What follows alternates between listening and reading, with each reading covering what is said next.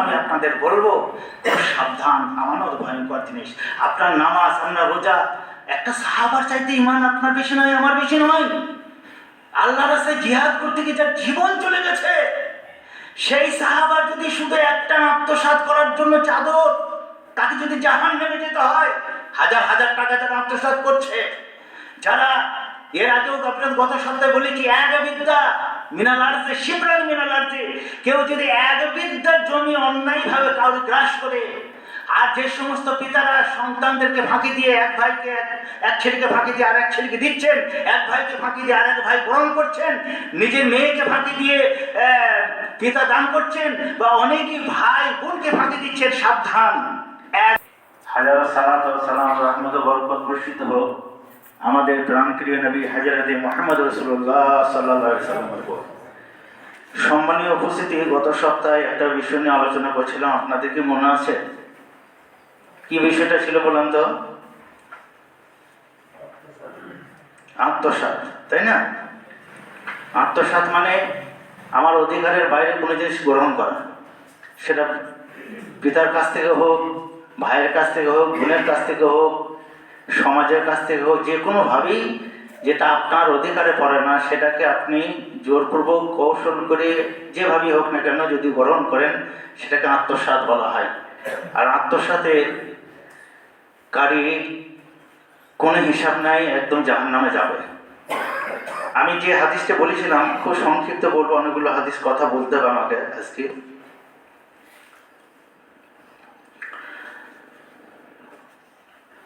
আব্দুল্লাহ ইবনে আমরিন আন্না রাসূলুল্লাহ সাল্লাল্লাহু আলাইহি ওয়াসাল্লাম قال أربع إذا كنا فيك فلا عليك ما فاتك من الدنيا। আল্লাহ রাসূল বলছেন, যার মধ্যে চারটে জিনিস আছে সে জান্নাতে যাবে। চারটে জিনিস, তার মধ্যে এক নম্বর কি?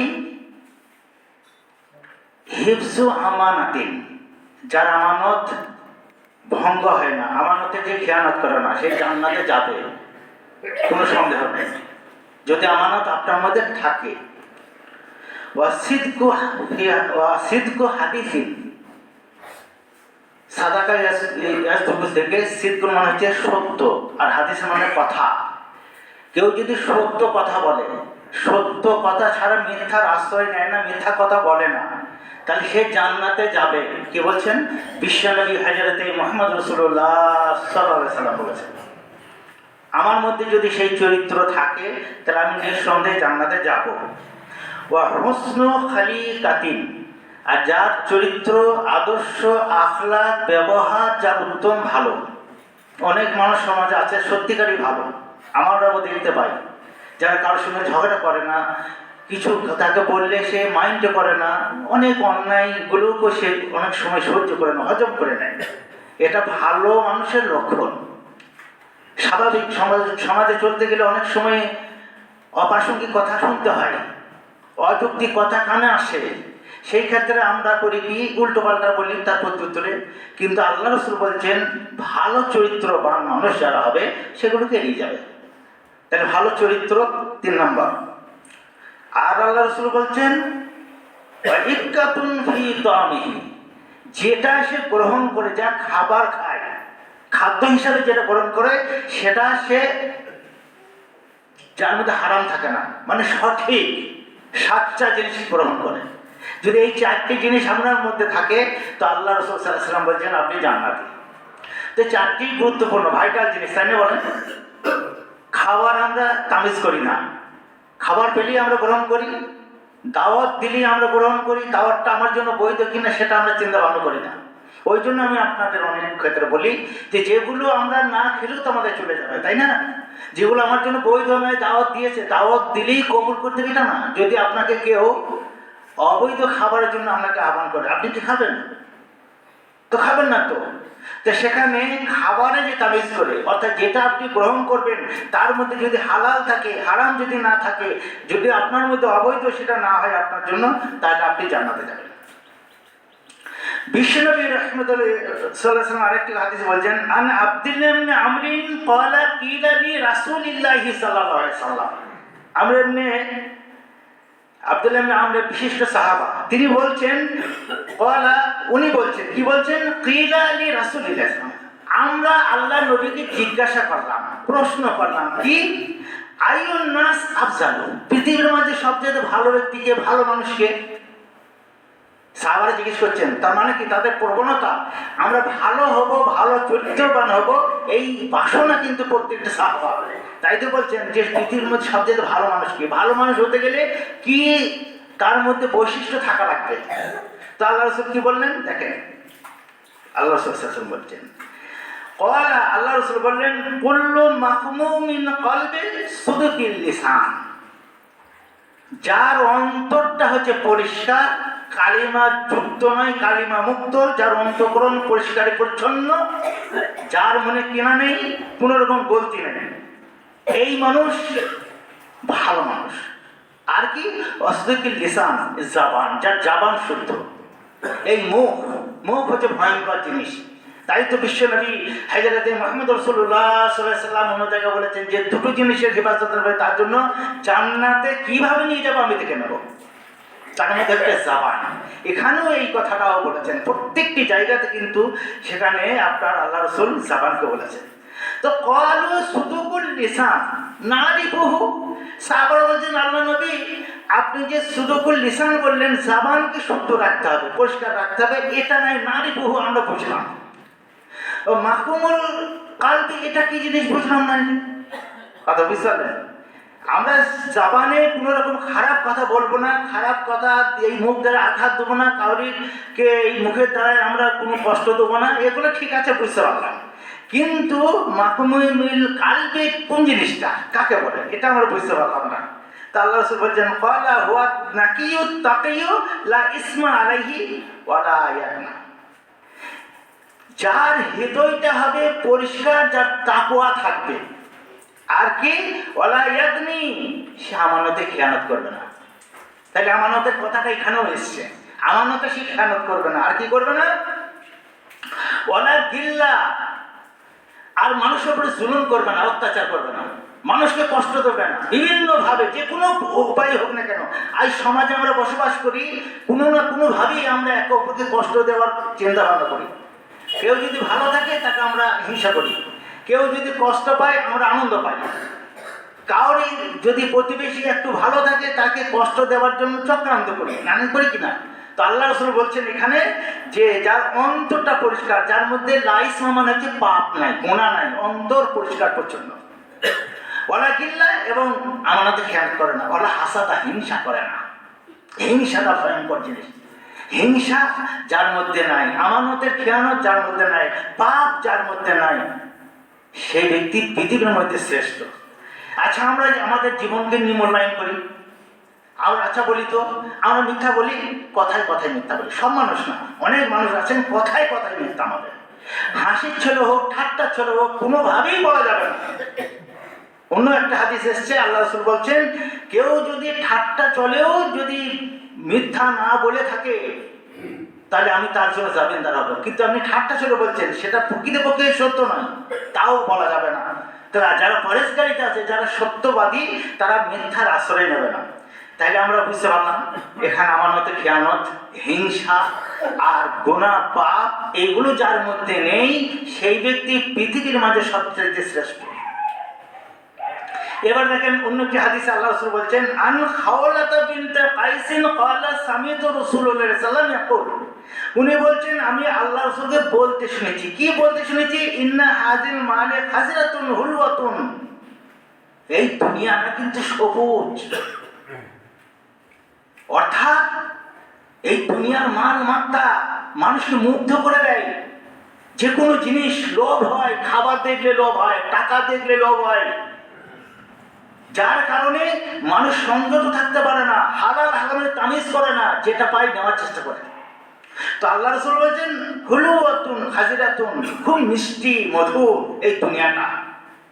ফামান আসাবাহু বিহি নাফসাহু বিহাক্কিহি, যে ব্যক্তি দুনিয়ার বুকে যাই গ্রহণ করলো সেটা যদি সঠিক হয়, নিছক হয়, ভুল যদি না থাকে, খারাপ যদি না থাকে, হাক্কিহি মানে হচ্ছে যেটা আপনার জন্য বৈধ, হালাল, বুরাক লাহু ফীহি, আল্লাহ রাসূল বলছেন তার মধ্যে বরকত আল্লাহ পাক নাযিল করেন, তার উপরে, তার সংসারে হোক, তার উপরে হোক, আল্লাহ পাকের রহমত বর্ষণ হয়।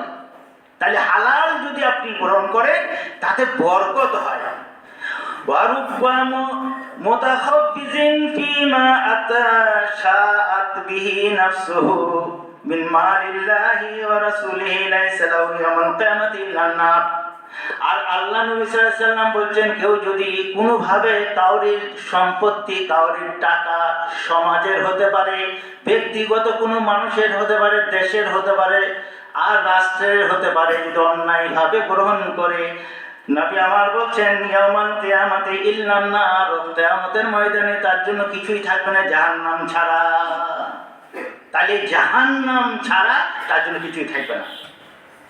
এই জিনিস থেকে আমাদেরকে পরহেজ করতে হবে। অর্থাৎ যেটা খাবো, যেটা গ্রহণ করবো সেটা হালাল হতে হবে, মুখকে সাবধান করতে হবে, আর কাউরির প্রতি হিংসা বিদ্বেষ আমাদেরকে বর্জন করতে হবে।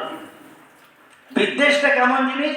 উদাহরণস্বরূপ বলি, একটা বিশাল খড়ের পালা, আর দেশলাইয়ের মাথায় দেখবেন কাঠির মাথায় একটু বারুদ থাকে, থাকে কিনা?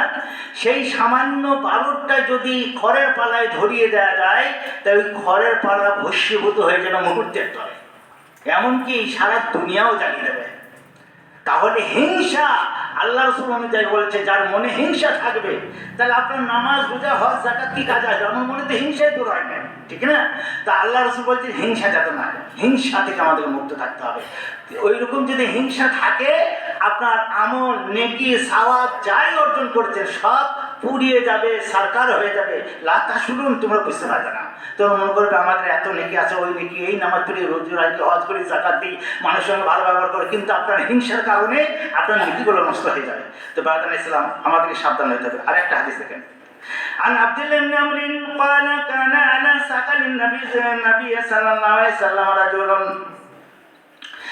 আব্দুল্লাহ ইবনে আমর বলছেন, আল্লাহ নবী সাল্লাল্লাহু আলাইহি সাল্লামের বাইতুল মালের একজনকে পাহারাদার করেছিলেন, দেখভালের দায়িত্ব দিয়েছিলেন একজন সাহাবাকে। ইউকালু লাহু, সেই সাহাবার নামটা হলো কারকারা। মনে থাকবে আপনাদের? আল্লাহ নবী বাইতুল মাল, বাইতুল ফান্ডে, যেমন আপনাদের মসজিদের মাল থাকে সেক্রেটারির কাছে বা যার কাছে হোক না কেন, সমাজের মাল একজনের দায়িত্বে থাকে। অনুরূপভাবে তৎকালীন সময়ে গানিমতের মাল রাখা হতো, আর সেই দায়িত্বের জন্য একজনকে নিয়োগ করা হতো। আল্লাহ নবী একজনকে দায়িত্ব দিয়েছিলেন, সেই সাহাবা সেই দায়িত্বের মধ্যে থাকাকালীন তার নাম হলো ইউকালু লাহু কারকারা, তার নাম হলো কারকারা সাহাবা। আল্লাহ নবী সাহাবা, কিন্তু তিনি করলেন কি, তিনি হঠাৎ মারা গেলেন। সংবাদটা নবীর কাছে পৌঁছালো। আল্লাহ নবী আসলেন, নবীর সামনে ফাকালা রাসূলুল্লাহ সাল্লাল্লাহু আলাইহি ওয়াসাল্লাম ফিন্নার। আল্লাহ নবী বললেন, কারকারা জাহান্নামী। বলুন সুবহানাল্লাহ। কারকারা একজন সাহাবা, বুঝাইতে চাইছি তাকে, আমরা কেমন মানুষ, তারা কেমন মানুষ। কারকারা একজন সাহাবা, তিনি আল্লাহ নবী বললেন ফাকালা হুয়া ফিন্নার, সে জাহান্নামী। কেন? সাহাবারা বলছেন, হুজুর কি কেমন কথা, একটা ভালো জায়গায় দায়িত্ব ছিল আপনার সাহাবা। দেখুন আল্লাহ রাসূল বলছেন, সাহাবারা বলছেন ফাযাহাবু ইয়ানজুরুনা ফাওয়াজাদু আবাতান ক্বাদ গাল্লাহা। আল্লাহ রাসূল একজন সাহাবাকে জাহান্নামের সার্টিফিকেট দিয়ে দিলেন। কারণটা কি বুঝে আসে না। আমরা সেই কারকারার বাড়িতে গেলাম, বাড়িতে গিয়ে দেখলাম সেই কারকারা বাইতুল ফান্ডে থেকে একটা চাদর আত্মসাৎ করেছে। একটা চাদর, only for one piece, crore crore টাকা দাম না, কিন্তু সামান্য একটা চাদর। সেই চাদরটা কিন্তু বাইতুল ফান্ডের গনিমতের মাল। সেই মালটা তাকে দায়িত্ব দেওয়া হয়েছিল, সেখান থেকে সে আত্মসাৎ করেছে, নিয়ে এসছে। আল্লাহ রাসূল বললেন সে জাহান্নামী। কেন? বুঝাইতে পারছি আপনাদের। আমানতের খেয়ানত, দেখেন তার মধ্যে সব বৈশিষ্ট্য আছে, কিন্তু একটা বৈশিষ্ট্য ঘাটতি। কি? আমানতের খেয়ানত। আমানতের খেয়ানত কি করেছে? আত্মসাৎ করেছে সমাজের মাল। আর একটা হাদিস বলি, عن حولة الأنصارية قالت قال رسول الله صلى الله عليه وسلم أن رجلا يتخوفون في مال الله بغير حق فلهم النار يوم القيامة. নবী সাল্লাল্লাহু আলাইহি সাল্লাম বললেন, যে ব্যক্তি আল্লাহ এবং আল্লাহ রাসূলের মাল অর্থাৎ গানিমতের মাল, সমাজের মাল, যে মাল একটুকু হলেও আত্মসাৎ করবে, আমি আল্লাহ রাসূল বলছেন ফালাহুমুন নার, তার জন্য জাহান্নাম। তাহলে আমানতের খেয়ানত, সমাজের টাকা, খুব সাবধান যারা দায়িত্বশীল আছেন, খুব সাবধান। আমি এই হাদিস জানার পর আমার মাথা খারাপ হয়ে গেল। আপনারা জানেন যে কথা প্রসঙ্গ বলিনি হয়তো স্মরণ থাকবে না, আমি মাদ্রাসার দায়িত্বে আছি। গ্রামের মানুষ মসজিদের টাকা, মাদ্রাসার টাকা আমাকে কিন্তু অনেকে দেন। আমরা চেকটা নিয়ে যান না, চেক নেবো না, মশার চেক কী হবে, কিন্তু আমি করি কি জানেন, চেক অনেকেরই চেক এখন এখানে রাখা আছে, আমাকে অনেকে টাকা দিয়েছেন, আমি সেক্রেটারির কাছে পৌঁছে দিই, চেক করে নিয়ে আসি, বা আমার দায়িত্বে যেটা আছে আমি চেক কেটে দিই। আর কেন আমি সামান্য টাকার জন্য, সমাজের টাকার জন্য, 500 টাকা, 1000 টাকা, 5000 টাকা, 20,000 টাকা, 100 টাকার জন্য কেন আমি আত্মসাৎ করতে যাব? কেন আমি জাহান্নামকে হারাবো, জান্নাতকে হারাবো? কেন আমি আখিরাতকে হারাবো সামান্য তুচ্ছ টাকার জন্য? দুনিয়া কদিন কাটবে?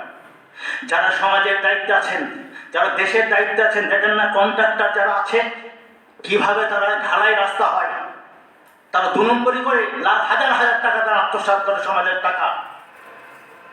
যে সমস্ত ভাইয়েরা আছেন দায়িত্বশীল, মাদ্রাসা হোক, মসজিদে হোক, সমাজের হোক, খুব সাবধান। এই হাদিস শোনার পর যদি আপনার কিন্তু একটুকু যদি আপনার মধ্যে ইচ্ছাকৃত ঘাটতে হয়, কিন্তু আপনার জন্য জান্নাত হারাম।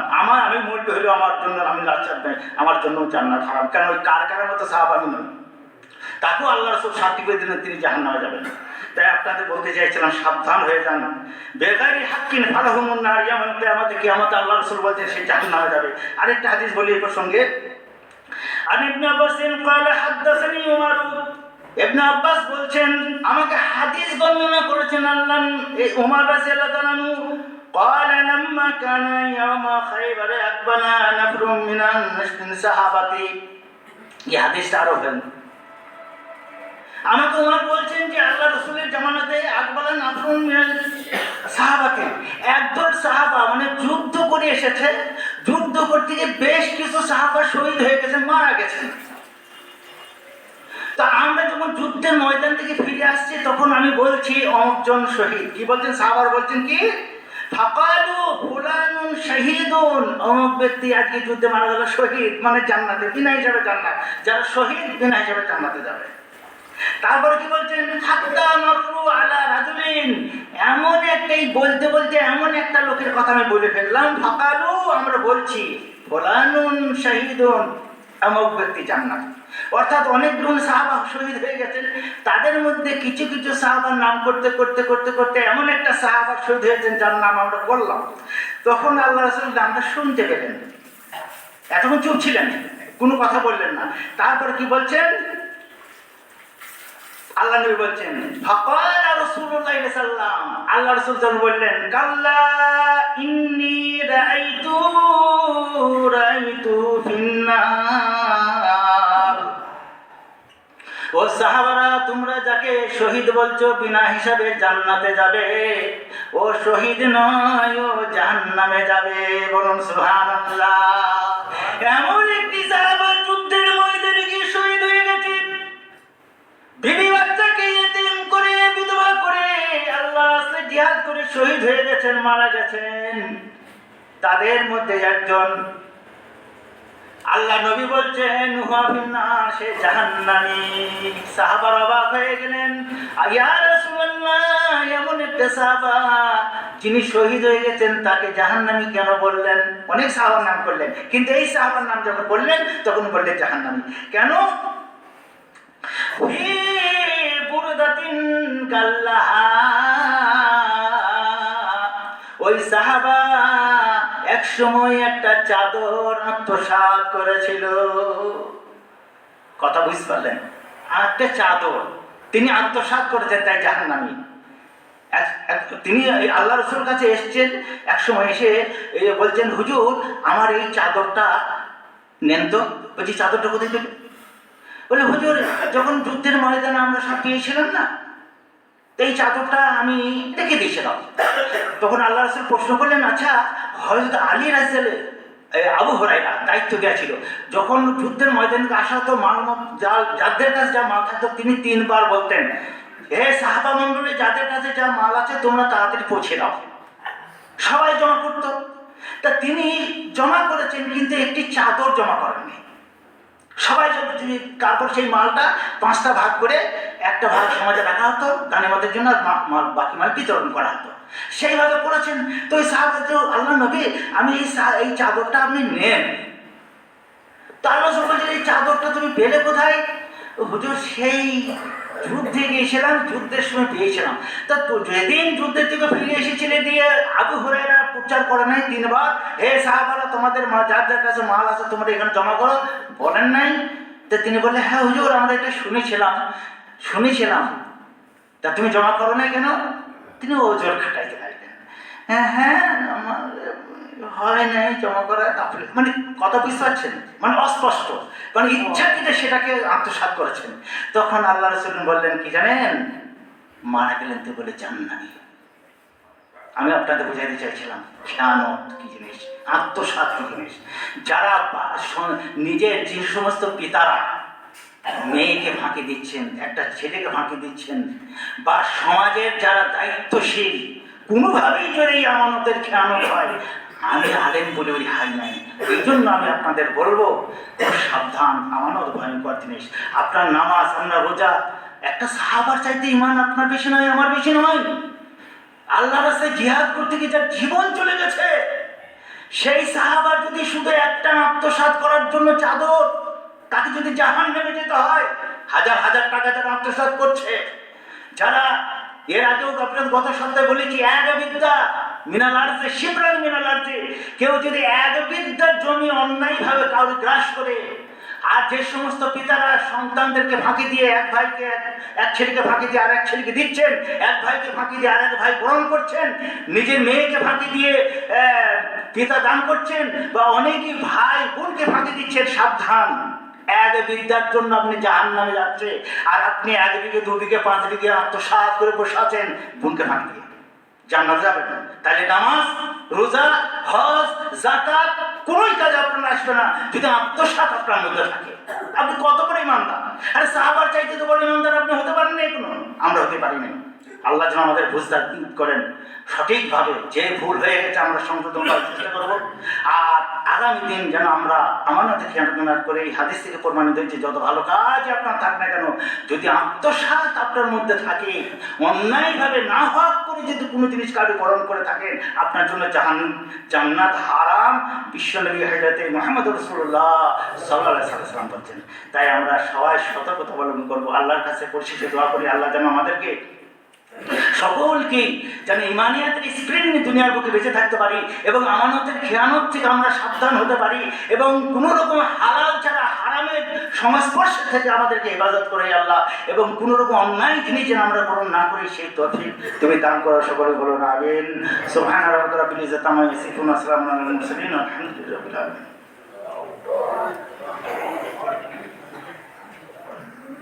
আমি আপনাদের বুঝাইতে চাইছিলাম খেয়ানত কি জিনিস, আত্মসাৎ কি জিনিস। যারা নিজের যে সমস্ত পিতারা মেয়েকে ফাঁকি দিচ্ছেন, একটা ছেলেকে ফাঁকি দিচ্ছেন, বা সমাজের যারা দায়িত্বশীল, কোনোভাবেই যদি এই আমানতের খেয়ানত হয়, আমি আলেম বলে ওই হাই নাই। এই জন্য আমি আপনাদের বলবো, সাবধান, আমানত ভয়ঙ্কর জিনিস। আপনার নামাজ, আপনার রোজা, একটা সাহাবার চাইতে ইমান আপনার বেশি নয়, আমার বেশি নয়। আল্লাহ রাস্তায় জিহাদ করতে গিয়ে যার জীবন চলে গেছে, সেই সাহাবার যদি শুধু একটা আত্মসাৎ করার জন্য চাদর, তাকে যদি জাহান্নামে যেতে হয়, হাজার হাজার টাকা যারা আত্মসাৎ করছে, যারা এর আগেও আপনার গত সপ্তাহে বলেছি, এক বিদ্যা মিনাল আরজে শিবরান মিনাল আরজে, কেউ যদি 1 বিদ্যার জমি অন্যায়ভাবে কাউকে গ্রাস করে, আর যে সমস্ত পিতারা সন্তানদেরকে ফাঁকি দিয়ে এক ছেলেকে ফাঁকি দিয়ে আরেক ছেলেকে দিচ্ছেন, এক ভাইকে ফাঁকি দিয়ে আরেক ভাই গ্রহণ করছেন, নিজের মেয়েকে ফাঁকি দিয়ে পিতা দান করছেন, বা অনেকেই ভাই বোনকে ফাঁকি দিচ্ছেন, সাবধান। 1 বিদ্যার জন্য আপনি জাহান্নামে যাচ্ছে, আর আপনি 1 বিঘে 2 বিঘে 5 বিঘে আত্মসাৎ করে বসে আছেন বোনকে ফাঁকি দিয়ে, জান্নাত যাবেন। তাহলে নামাজ, রোজা, হজ, যাকাত কোনোই কাজে আপনার আসবে না যদি আত্মসাৎ আপনার মধ্যে থাকে। আপনি কত বড় ইমানদার! আরে সাহাবার চাইতে তো বড় ইমানদার আপনি হতে পারেন না, কোনো আমরা হতে পারি না। আল্লাহ যেন আমাদের বুঝদার করেন সঠিকভাবে, যে ভুল হয়ে গেছে আমরা সংশোধন করার চেষ্টা করবো। আর আগামী দিন যেন আমরা আমানতে খেয়াল করে এই হাদিস থেকে প্রমাণিত হয়েছে যত ভালো কাজ আপনার থাক না কেন, যদি আত্মসাৎ আপনার মধ্যে থাকে, অন্যায়ভাবে না হক করে যদি কোনো জিনিস কার্যকরণ করে থাকেন, আপনার জন্য জান্নাত হারাম। বিশ্বনবী হযরতে মুহাম্মদ রাসূলুল্লাহ সাল্লাল্লাহু আলাইহি ওয়াসাল্লাম বলছেন। তাই আমরা সবাই সতর্কতা অবলম্বন করবো। আল্লাহর কাছে পরিশেষে দোয়া করি আল্লাহ যেন আমাদেরকে সকলকে যেন ইমানিয়াতের স্প্রিং নিয়ে দুনিয়ার বুকে বেঁচে থাকতে পারি এবং আমানতের খেয়ানত থেকে আমরা সাবধান হতে পারি এবং কোনো রকম হালাল ছাড়া হারামের সংস্পর্শ থেকে আমাদেরকে হেফাজত করে আল্লাহ, এবং কোনো রকম অন্যায় জিনিস যেন আমরা গ্রহণ না করি সেই তৌফিক তুমি দান করো। সকলে বলো না আমিন। সুবহান রাব্বিকা রাব্বিল ইজ্জাতি আম্মা ইয়াসিফুন ওয়া সালামুন আলাল মুরসালিন ওয়া আলহামদুলিল্লাহি রাব্বিল আলামিন।